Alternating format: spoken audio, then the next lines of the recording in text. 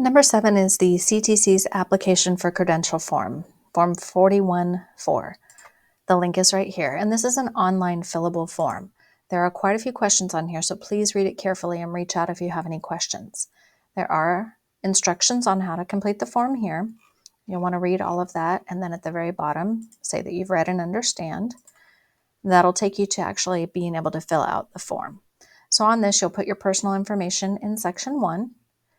In section 2, this is going to be where you put in new credential or permit for your application type. Number 3 is the document type. You're going to want to select teaching credentials and career technical or CTE. Number 4 is going to be the select authorization or subject area. So this is where you're going to select one industry sector that you want added to your credential. If you want more than one, you'll add those later in the form.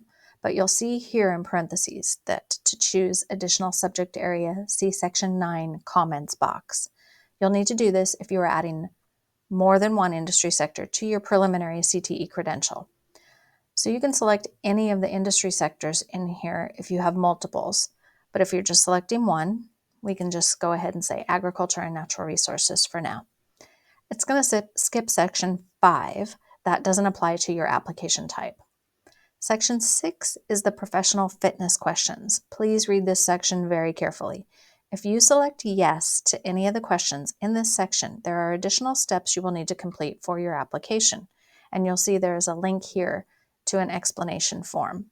This is very detailed and will require you to submit a paper application and original documents to the CTC.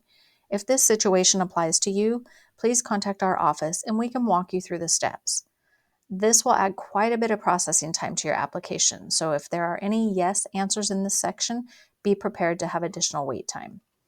Once you get past that, you'll be at section 7, the child abuse and neglect mandated reporting. You'll read that statement, agree to that. It will skip section 8, it doesn't apply to your document type. And then you're going to be in section 9, the oath and affidavit.